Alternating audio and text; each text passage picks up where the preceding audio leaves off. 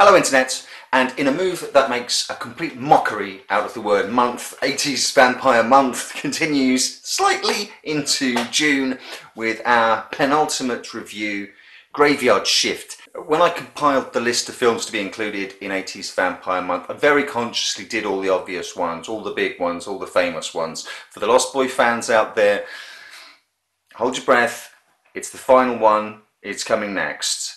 Couldn't leave it out, but to keep my own interest up, I wanted to include an obscure one, so Vampire in Venice, which I'd only seen once. I definitely wanted to include a film that I'd never seen before, and decided it had to be this. For very 80s reasons.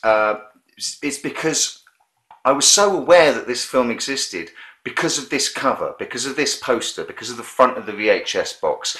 This image was absolutely everywhere. It was on the back of my Fangoria, so I basically couldn't escape it. It's a very powerful and very arresting image, and it's taken from actually three shots of the movie: the cityscape, the woman leaning over, and the vampire there about to bite.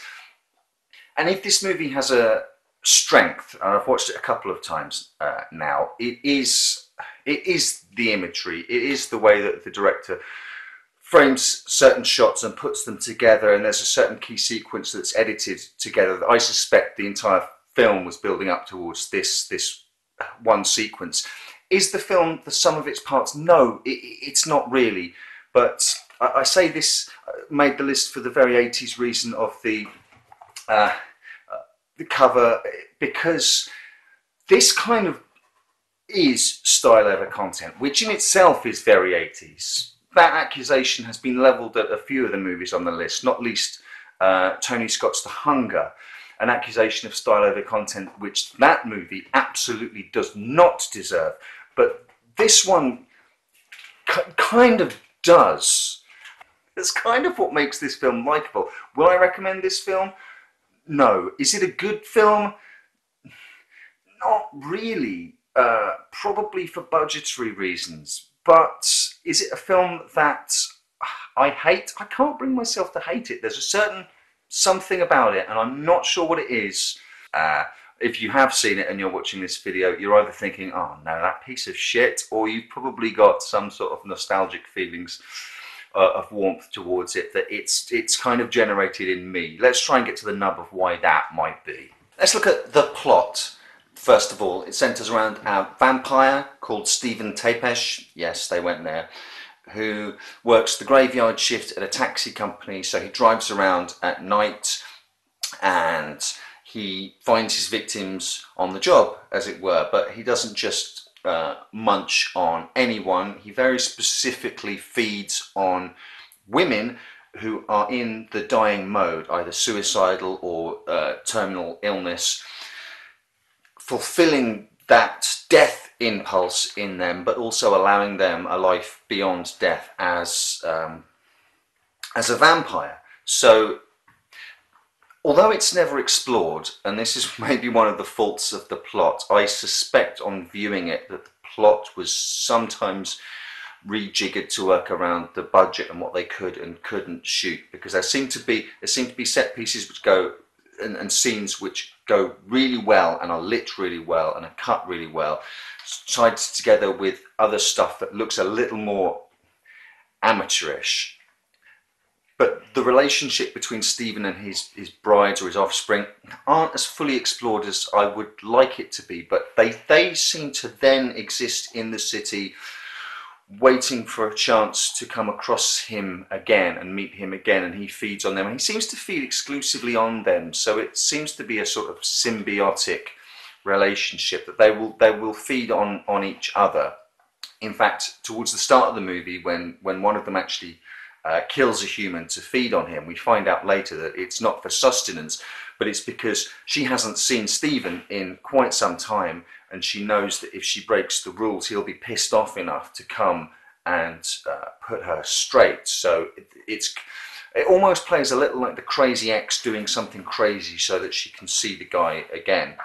But another one happens to be a police officer, and she pulls him over in his car so that they can sort of have sex and feed in the back of his car. So there seems to be this web of female vampires spreading out from him at the center as the spider at the center, and they'll sort of do what they can to keep and regain his attention, but they also seem to be connected to him on an emotional level, so that when he gets a woman in his car, what's she called?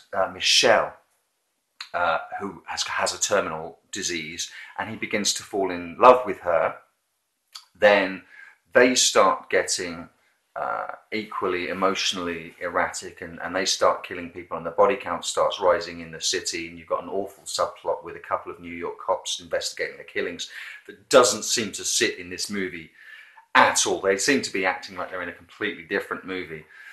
But you have to fill in an awful lot of the gaps yourself to make the plot work. It's a little like a harem, and he grows his harem of brides and feeds off them, and they seem to get a little bit jealous of the new one coming along, and they take it out on guys in the city.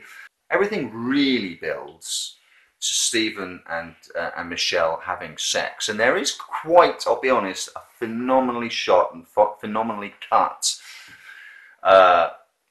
scene that essentially incorporates everything that is 80s. Neon smoke machine, mood lighting, synth score, softcore sex, all in one big MTV style intercut frenzy whilst Stephen and Michelle are having sex. His brides are out in various locations in the city, seducing and killing men at the same time. And it all builds up to quite a nice moment where their moment of orgasm intercuts with moments of murder and blood spurting and death and dismemberment at the same time. And the movie's kind of worth it for that alone, and then it starts wobbling and going off the rails again. It doesn't really get it back, unfortunately. Now let's name some names. The film is written and directed by Gerard Cicoriti, I guess that's how you pronounce it. It stars Michael Miranda, billed as Silvio Oliviero, and Helen Papas, and they're your two main leads in this. I think I'm right in saying that this is Cicoriti's second feature, and the first one starred the two leads as well, and you get the feeling that that they've come out of film school and they've done a project together and they're doing another project together, and they're sort of on their stepping stones towards larger careers, and bizarrely the shutter seems to have come down on most of them, and that never happened. I don't think Cicoriti has made another movie. I checked IMDb, but it was a while ago, and my memory might be fuzzy on that. Michael Miranda's done stuff. He's done TV and stuff like that. He's probably the one front of camera that's gone on to have the bigger career, which is a little strange, because for me it was Helen Papas who her character had the most to do, the most emotional range to show, and she's a really strong presence in the movie. And I remember after that I went on IMDb to see what else she'd been in, and it's this and a previous movie with the writer-director, and then nothing else. Maybe she just didn't fancy a career in the movies, but I'd argue that she's the linchpin of the entire movie, not the vampire. She's the character that finds out she has a terminal illness. She suspects and finds out that her husband has been cheating on her, maybe more than once. She's the one that has to struggle with the death impulse, as I call it, and the burgeoning romance with this vampire, and she's good. Is what I'm trying to get at, I guess.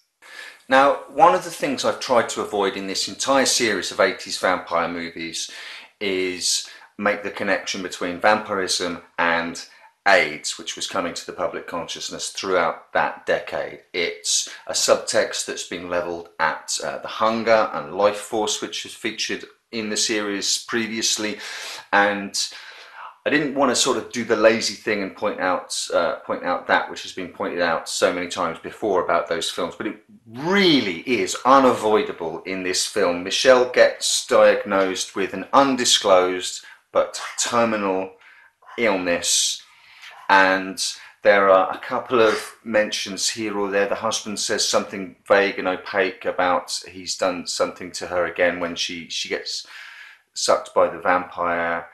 She makes some sort of reference, obscure reference to her husband being a real lady killer, and he says things like, "I've done it to you again." And there really seems to be there a story that they want to tell about how his philandering ways has given him the virus, and he's passed it on to his wife, and she's gone full-blown AIDS and is going to die, and he's not. Except no one goes there, no one says it.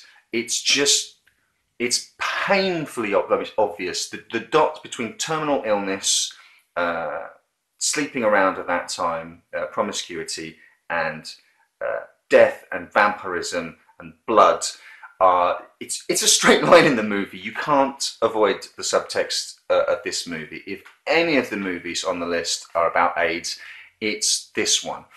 And if any of the movies on the list didn't have the budget in place to tell the story they wanted, it's probably Vampire in Venice, if you want to check out that video review. But second place, it's this one. There's some beautiful shots in there. I saw it in a really crappy DVD, which I think was probably taken off a VHS transfer. And there are some shots and there's some lighting and some cinematography in there that if remastered and restored, I think would be worthy of sort of like 80s Michael Mann films and the like. I mean, the neon of the city, the director's obviously drawing on Michael Mann. He's obviously drawing on Taxi Driver and Martin Scorsese and things like that. And there are some shots and some compositions of shots and montages that are absolutely beautiful. And I don't mean to sound like I'm damning with faint praise when I say this. I was amazed to learn that the director either hadn't previously made music videos or didn't go on to make music videos, because that seems to be where his talents would have taken him, or he was in a place where he was trying to break out into the movies from doing that. It just seems like such a natural fit, and I'm not making a lazy comparison between 80s and MTV. Watch the film, and this is the most MTV of all the movies, but it does have a music video aesthetic running all the way through it. And like I say, I'm surprised that never came to pass for this guy, because there's stretches of not goodness, should we call it, interspersed with little moments of beauty or standout aesthetic, and you think, yes, that's what he was going for. Why can't he just sustain that for the entire length of the movie? Was it budget? Was the script being revised? Were there problems behind the scene? I suspect yes, but there's a talent there that never quite broke out. So how 80s is it? What's its 80s score out of 80? Well, my God. If I say fishnets, if I say guys with one earring, if I say synth, if I say smoke machine, and if I say neon, I've been saying this for an awful lot of these other videos, but if I say that in this movie, the Michelle character is actually directing an actual music video, so that everything combines in the perfect storm, and all of this aesthetic gets put together in the filming of an actual music video, and the music for that music video plays over and over and over again in the film. This film is an MTV movie music video, and I know I said that Vamp was the most 80s on the list, and it is. Vamp's the most polished 80s movie on the list. So, this one is the diamond in the rough most 80s. So out of 80, this is 3/4 of a Vamp out of 80, which is pretty fucking 80s.